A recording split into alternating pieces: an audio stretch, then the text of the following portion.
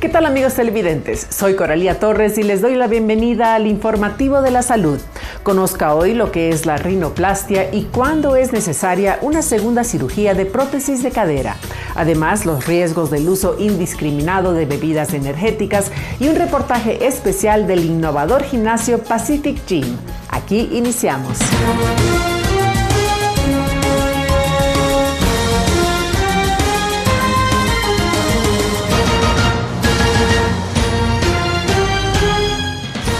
La rinoplastia y la septoplastia son cirugías frecuentes en la nariz. La rinoplastia puede realizarse con fines estéticos para que la nariz se vea mejor o para reparar deformidades causadas por una lesión o una anomalía congénita.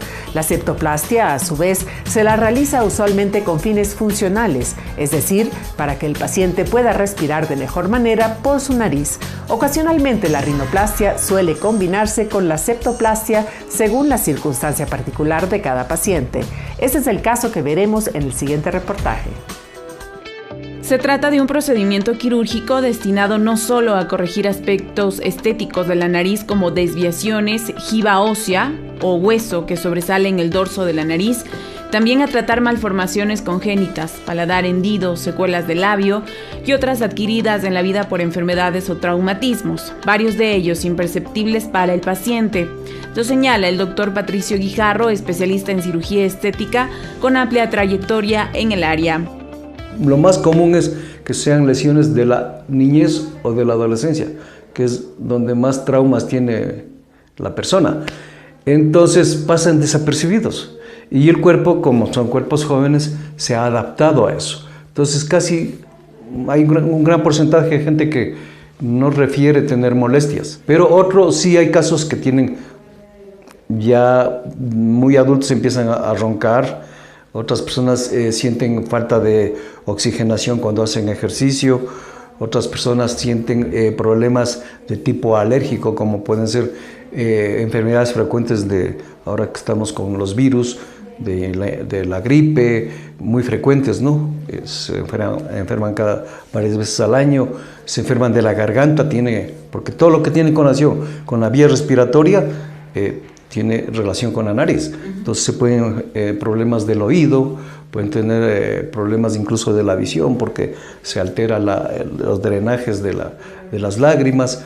Es decir, hay un montón de componentes que a veces el paciente no son muy fuertes, pero el paciente los ha ido tolerando, digamos.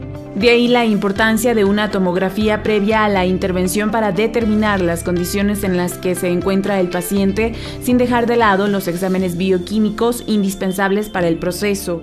80% o más de pacientes tienen lesiones del tabique, que no lo sabía, porque hacia afuera no se percibe. La nariz hay que entender que tiene dos componentes.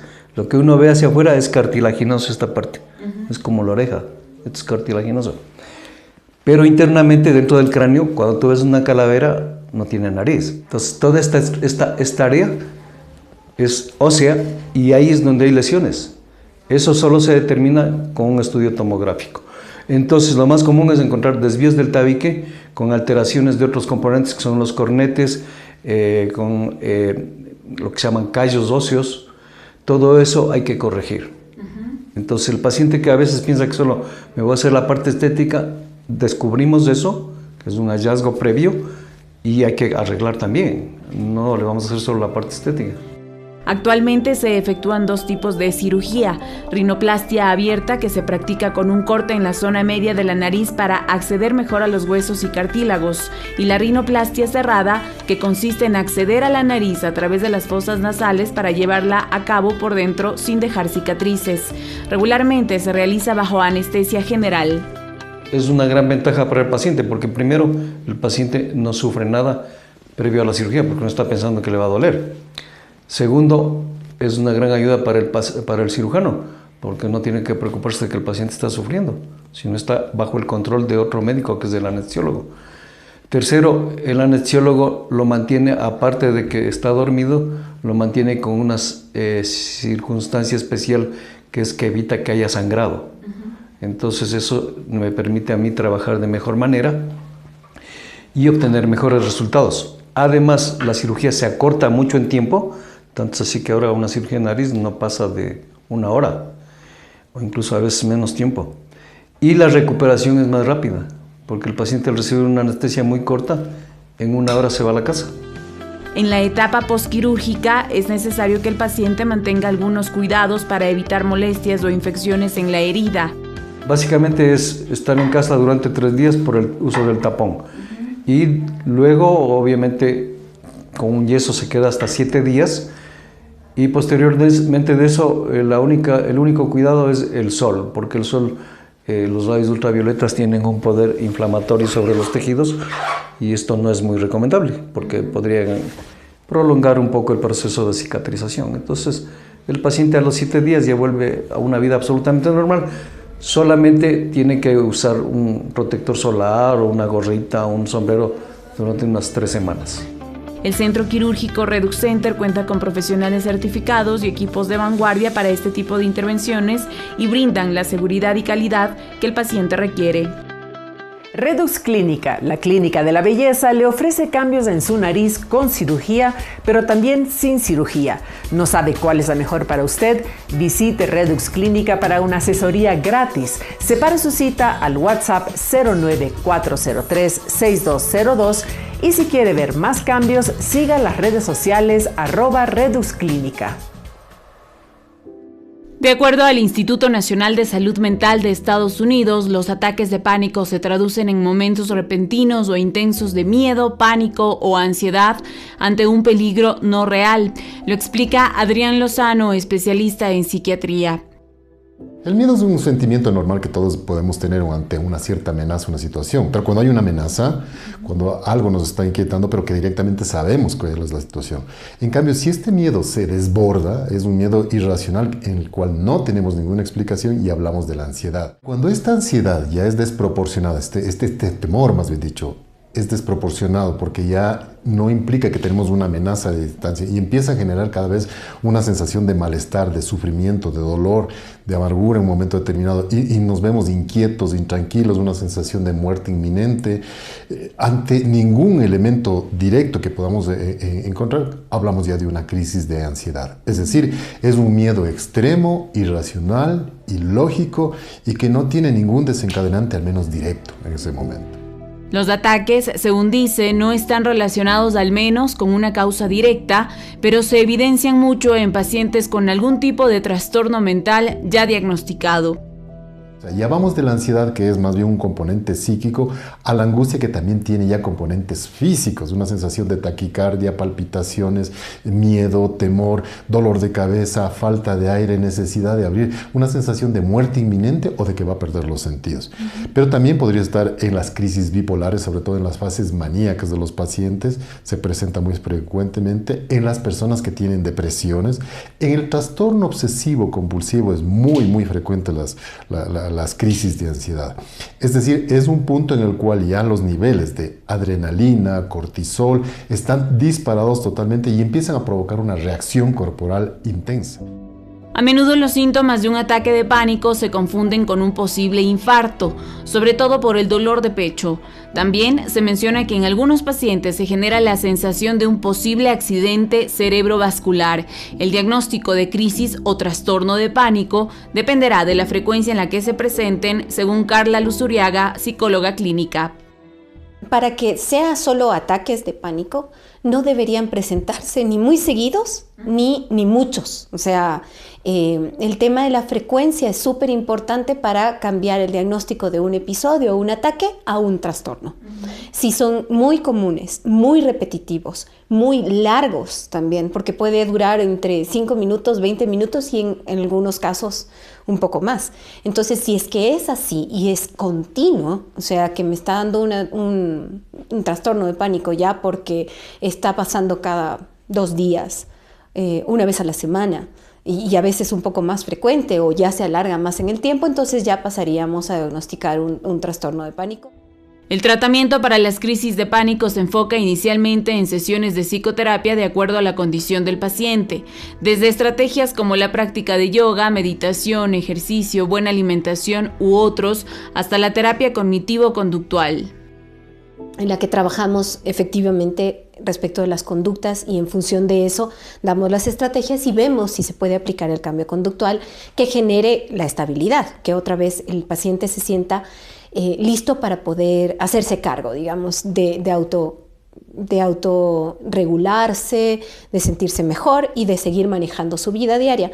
Esto depende de cada paciente. Entonces me concentro en mirar efectivamente, volver a la realidad, porque el tema del trastorno es que, del ataque es que nos lleva a pensar que efectivamente hay un riesgo, que en lo real, o sea, que en la realidad no hay.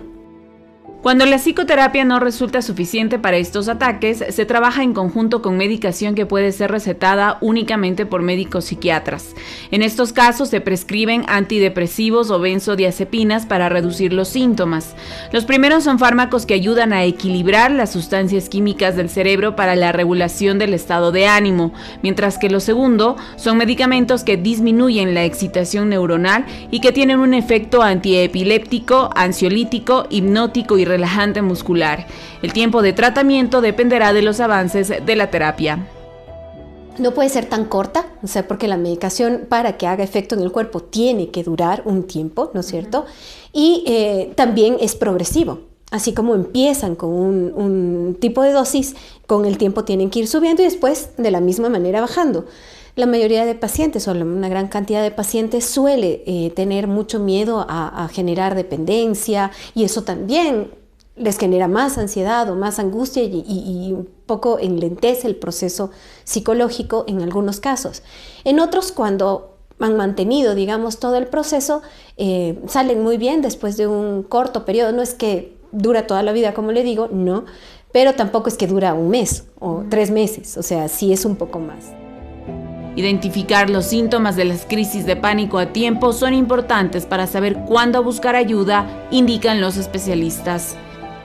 El sufrimiento es el que marca definitivamente la posibilidad de ya buscar ayuda. Ya tengo manifestaciones físicas que incluso me quitan el sueño, me quitan el apetito, pierdo peso. No puedo desarrollar mi actividad social, laboral, familiar adecuadamente. Si es una persona que ya tiene de por sí una enfermedad cardiovascular o pulmonar, podría verse gravemente afectado. Podríamos fibrilar y en un momento determinado, obviamente, llegar a un infarto cardíaco, ¿no? Eso de que la angustia y la depresión no matan, no es cierto. Pues sí producen alteraciones porque se ven muy afectados. Busquen ayuda, porque esto puede generar que empiecen a generar dependencia. No puedo salir sola, necesito estar en compañía de alguien, comienzo a tener conflictos con mi pareja, con mi familia, no puedo ir a trabajar, o sea, comienzo a limitar el espacio, y cuando ya están súper limitados, entonces buscan ayuda. Pero ya ha pasado muchos ataques, entonces eso perjudica el proceso. Según la Organización Mundial de la Salud, 3 de cada 10 personas en todo el mundo sufren ataques de pánico. Ir a tomar algo a un bar, tener que quedarse trabajando o estudiando hasta tarde. Cualquier excusa es buena para recurrir a una bebida energética. Su sabor dulce y adictivo, junto con las excelentes campañas de marketing que llevan detrás, las convierten en una opción ciertamente apetecible. Si ingerimos una cantidad pequeña, no pasa nada, pero se convierte en un problema cuando se vuelve un hábito. Debemos tener claro que puede haber consecuencias de un uso indiscriminado de esta bebida. Veamos. La Organización Mundial de la Salud alerta sobre el riesgo que representa para la salud pública el consumo de bebidas energizantes, sobre todo porque tienen un contenido alto de azúcar, cafeína y taurina. Esta última es un aminoácido que se encuentra de manera natural en ciertos alimentos, pero en cantidades altas no está recomendada. Las 3 en conjunto no solo las vuelve peligrosas, sino adictivas. David Larreategui, especialista en medicina interna y enfermedades infecciosas, señala que la ingesta prolongada de estos energizantes se asocia a algunas afecciones, principalmente cardiovasculares. Primero, te aumenta la frecuencia cardíaca por efecto de la cafeína. Al ser un estimulante del sistema nervioso, te acelera el corazón, te aumenta la presión arterial por el aumento de la presión de la frecuencia cardíaca, te termina aumentando la presión arterial a largo plazo.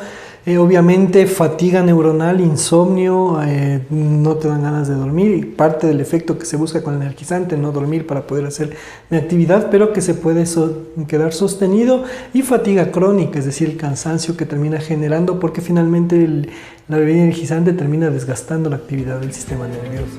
Diabetes tipo 2, problemas durante el embarazo, mala salud dental y obesidad también se relacionan a este consumo. Al ser mezclado con alcohol, que ocurre con frecuencia, trae consigo otros trastornos. Al asociarle el etanol, que inicialmente es un estimulante del sistema nervioso, pero después es un deprimente del sistema nervioso, pues puede dar problemas básicamente que están relacionados a la actividad del sistema, y básicamente es el insomnio y la fatiga y el cansancio que este genera. Además que, claro, aumento del trabajo metabólico cardíaco, aumento del trabajo metabólico del hígado, porque los hepatocitos son las células del hígado son las que terminan trabajando para metabolizar tanto los efectos del energizante como los efectos del alcohol. Debe suspender el energizante si, además, toma cierto tipo de medicamentos.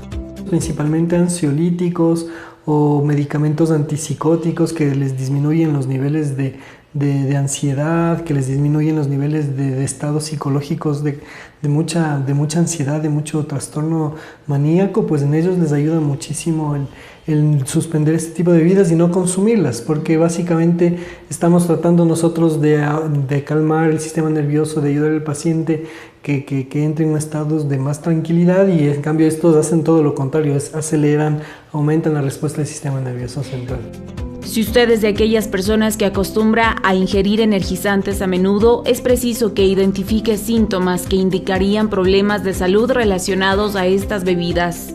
Una persona que empieza a hacer hipertensión, que empieza a tener taquicardia sostenida, episodios de arritmias, que siente palpitaciones, dolor de pecho y que está viviendo energizantes, es importante que acuda al médico para descartar que se trate de un trastorno asociado al consumo de estas sustancias, o si es que nota que hay una adicción a este tipo de sustancias, porque pueden ser adictivas, te digo, porque al fin y al cabo tienen cafeína y azúcar y en dosis altas pues te termina gustando y cada vez vas necesitando tomarlas con más frecuencia. Entonces si quieres hacer un retiro de bebidas, pues también te puede ayudar, porque finalmente también a largo plazo está el riesgo de diabetes.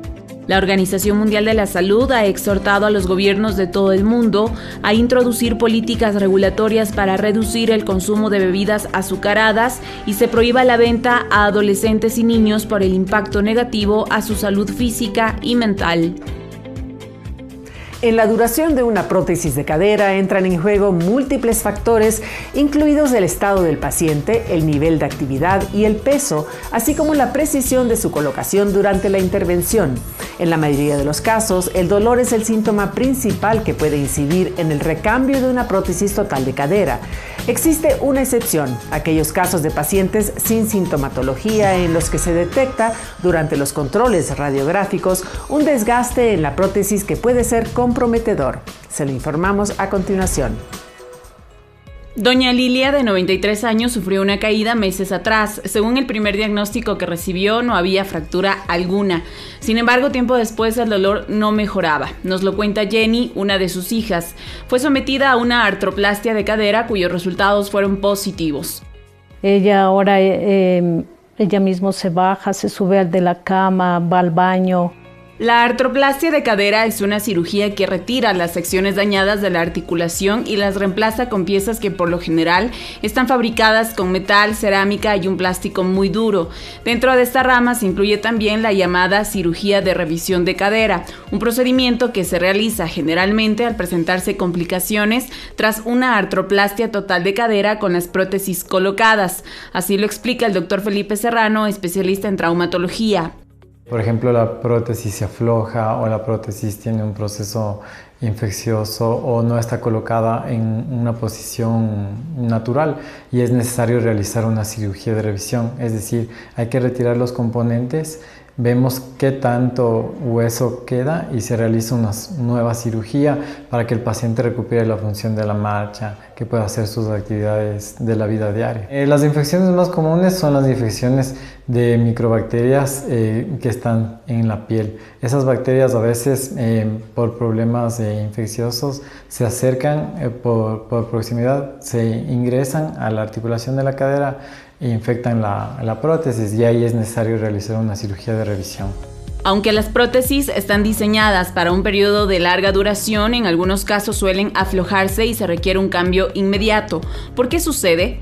Porque los componentes son componentes metálicos, y entre metal y metal nosotros colocamos un plástico que se llama polietileno en términos médicos, y ese polietileno, la fricción del metal con el polietileno libera partículas, y eso se llama corrosión. Esas partículas que están liberadas vienen unas células de defensa que se llaman macrófagos y empiezan a digerir esas partículas, pero muchas veces estos macrófagos no reconocen solo las partículas, digamos, malas, sino también reconocen las partículas buenas del hueso. Empiezan a desgastar y a comer alrededor de los implantes, y si los implantes se empiezan a aflojar. Pero dependerá de las denominadas escalas funcionales que determinan si el paciente es candidato o no a esta cirugía de revisión. ¿En qué consisten? Valoran 3 puntos importantes. El punto número 1 es el dolor. Si el paciente no tiene dolor, es decir, nosotros creemos que tiene una evolución favorable. El punto número 2 son las actividades de la vida diaria. El paciente después de una cirugía puede amarrarse los zapatos, puede subir y bajar gradas, puede subirse y bajar del carro sin ningún problema. Creemos que tiene una evolución favorable. Y el tercer punto son los arcos de movilidad. Si los arcos de movilidad están bloqueados, es decir, la cadera tiene varios movimientos: flexión, extensión de cadera, abrir y cerrar la pierna, rotar hacia adentro, rotar hacia afuera la pierna. Si es que esos arcos de movilidad están buenos y sin dolor, creemos que es una buena evolución. Cuando hacemos la cirugía de revisión, cuando el paciente le duele, cuando el paciente está bloqueado los arcos de movilidad y cuando no puede hacer las actividades de la vida diaria, esos son unos signos de alarma que nosotros nos hacen pensar que el paciente no tiene una buena evolución, y ahí podemos ofrecerle, o creemos necesario después de hacer varios estudios, que el paciente es candidato para una segunda cirugía. Antes de la intervención se realiza una tomografía de toda la anatomía de la pelvis y el fémur para evaluar la condición actual del paciente. Se hace una planificación de cirugía en 3 dimensiones. Imprimimos en un molde de plástico la pelvis, imprimimos en un molde de plástico el fémur, y colocamos los componentes de prueba en un laboratorio, y y para ir directo a la cirugía, y en la cirugía ya no ver si es que esta taza le queda, esta no le queda, ir con el tamaño preciso, y nos demoramos mucho menos tiempo. Existen diferentes tipos de cirugía de revisión. En algunos casos solo es necesario revisar algunos componentes de la prótesis. En otros es preciso quitar o reemplazar toda la prótesis, y el hueso alrededor de la cadera debe reconstruirse con aumentos, piezas de metal que sustituyen al hueso faltante o injerto óseo. Las prótesis primarias, los componentes que se colocan son componentes de cromo cobalto, y las prótesis de revisión colocamos de componentes de tantalio. El tantalio es un metal que es lo más parecido que tenemos en el mercado hoy por hoy al hueso. Tiene las características de microporosidad muy parecidas al hueso. Incluso cuando colocamos los componentes, la fijación del tantalio al hueso es mucho mayor en comparación con una prótesis primaria. Dentro de la cirugía, la microporosidad, es decir, los poros que tiene dentro del tantalio es muy parecido al hueso, y cuando estamos operando incluso se ve que los líquidos pasan a través de los componentes. Entonces eso nos ayuda bastante a la integración de ese nuevo componente acá al hueso. La rehabilitación es inmediata y suele tardar hasta 1 año. Es importante que acuda al médico si siente molestias o dolor después de una cirugía primaria de cadera. El doctor Felipe Serrano Barriga es ortopedista y traumatólogo, cirujano de cadera y rodilla de la Universidad Nacional Autónoma de México, médico especialista del Hospital Pablo Arturo Suárez y la Clínica del Dolor, miembro del equipo de reemplazos articulares de ambas instituciones, vocal del capítulo de reemplazos articulares de la Sociedad Ortopedia y Traumatología de Ecuador, docente de la Pontificia Universidad Católica del Ecuador, PUCE, y la Universidad de las Américas, UTLA.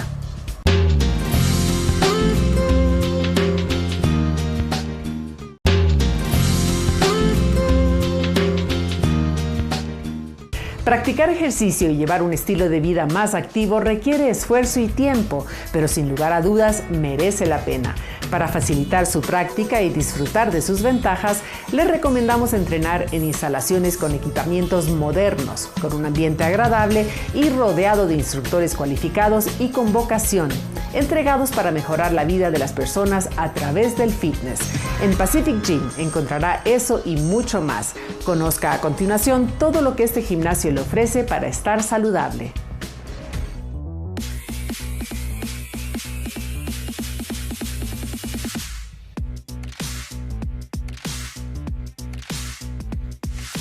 Pacific Gym América es la tercera y más grande sucursal de la empresa en Quito, creada hace 14 años con el propósito de ayudar a las personas a conseguir los resultados deseados con una dinámica diferente. Así lo señala su cofundadora Tatiana Sánchez.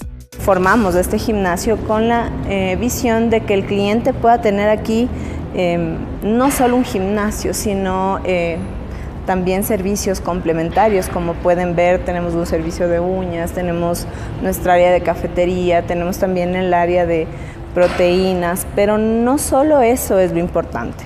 Lo importante es el hecho de que Pacific Gym América nace con una filosofía, que es la filosofía de poder cambiar la vida de 1 millón de personas. Nosotros no lo decimos por decir, realmente en Pacific Gym las personas que vengan van a ver que realmente hay un seguimiento para cada uno de ellos para que puedan lograr realmente el objetivo que se han propuesto. Un amplio espacio que cuenta con áreas completas de pesas y musculación, cardiovascular, clases grupales y parqueadero privado para la comodidad y seguridad de los clientes. Además, con equipos innovadores y entrenadores altamente calificados.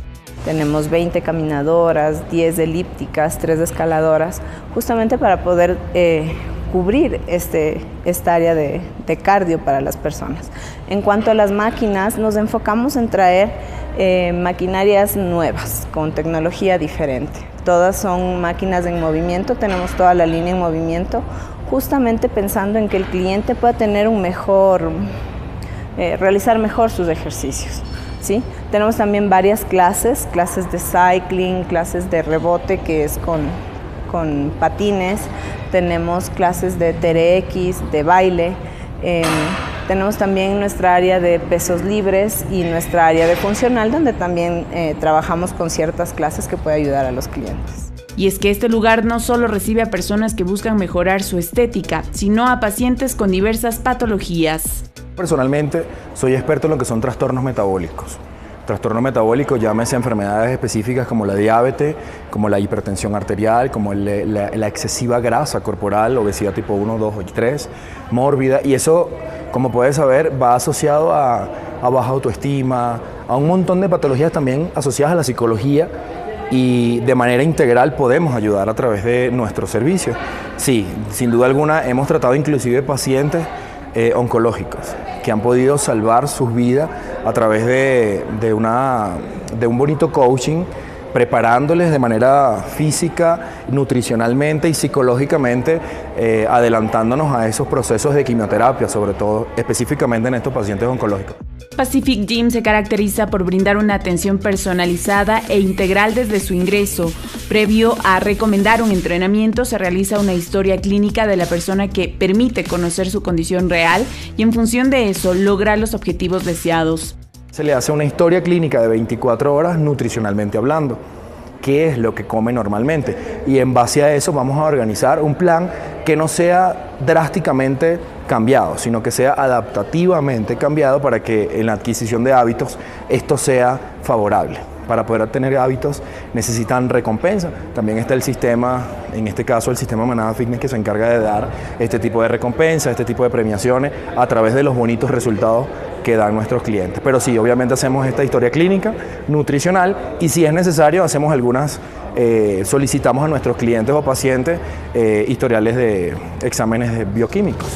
El apoyo permanente a sus clientes y su alto desempeño durante la rutina de ejercicio son sin duda un valor agregado a los servicios que ofrecen. El venir a Pacific Gym es más que resultado. El venir a Pacific Gym es vivir una experiencia, porque literalmente esto se convierte como en un bonito parque de diversiones para alguien que hace ejercicio. Literalmente se convierte en el lugar favorito del día de las personas, porque no solamente nos enfocamos en lo que te decía anteriormente, en que sean personas con alto porcentaje muscular, sino que se desestresen. Y sobre todo les explicamos a nuestros clientes y pacientes que para poder ver resultados es importante disfrutar del proceso. Si disfrutas del proceso, si disfrutas del día a día, obviamente la infraestructura se adecúa a través de parqueaderos, a través de infraestructura de espacios, lugares sociales. Eso hace que el proceso sea súper sostenible durante muchísimo tiempo, lo cual hace que el resultado sea literalmente garantizado. Si estás interesado en mejorar tu condición física y mental con una guía certificada, Pacific Gym es la mejor opción. Pacific Gym, el gimnasio más grande y mejor equipado, le invita a que sea parte de su familia y disfrute de todos los beneficios que tiene para usted. Pacific Gym, tu lugar de resultados, ubicado en la Avenida América y Naciones Unidas. Siga sus redes sociales como pacificgym.america. Y así llegamos al final de esta emisión del Informativo de la Salud.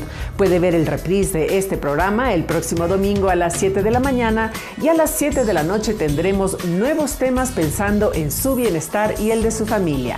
Síganos en nuestras redes sociales y suscríbase a nuestra cuenta de YouTube, donde encontrará los programas completos. Hasta pronto.